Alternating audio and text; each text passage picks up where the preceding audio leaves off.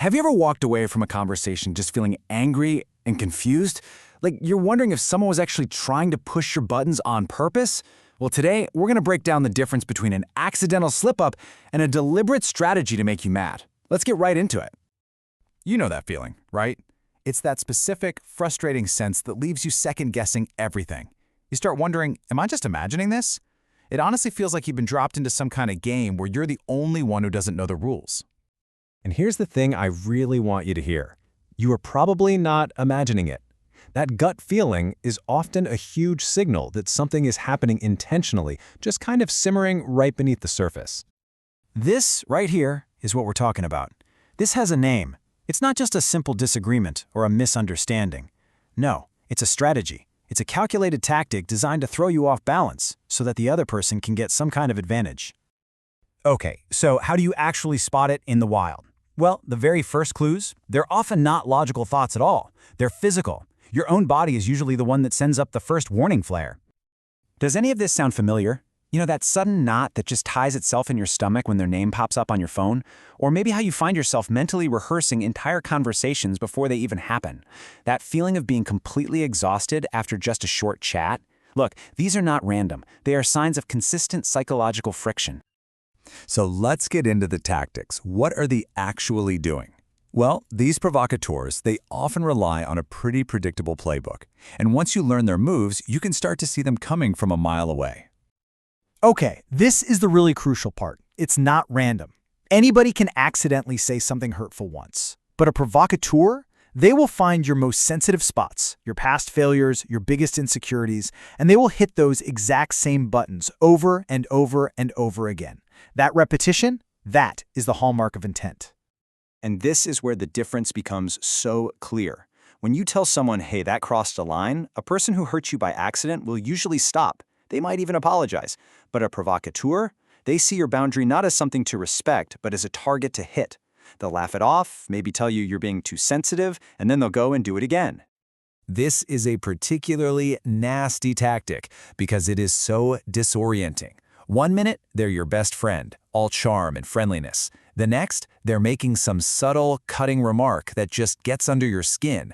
And then, just as fast, they're back to normal, acting like nothing happened. It leaves you just questioning your own perception of reality. This whole hot and cold cycle is designed to keep you confused.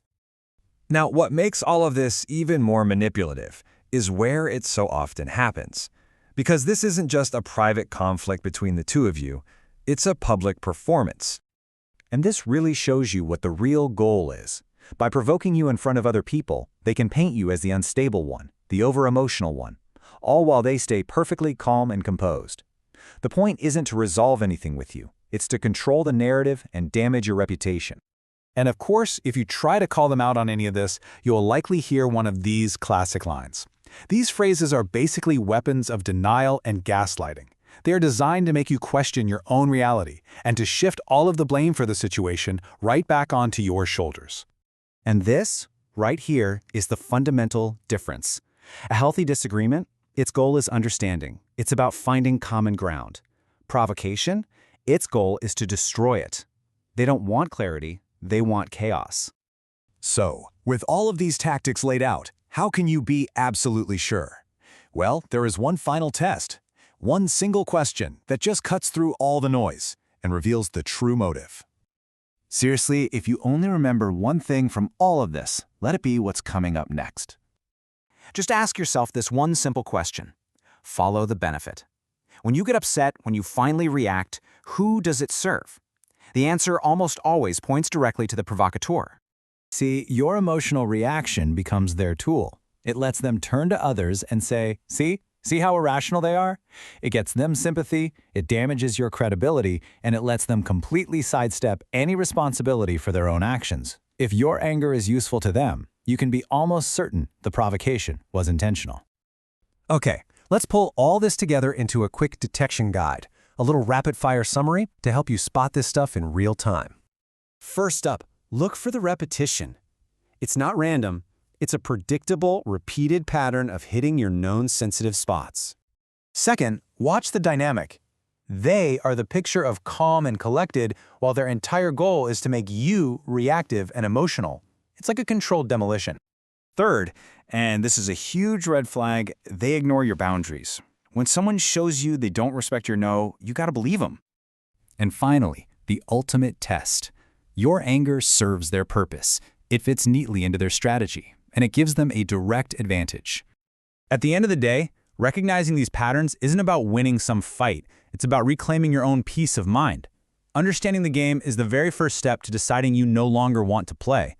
So the real question, it isn't about them, it's about you. Now that you have this clarity, what are you going to do with it?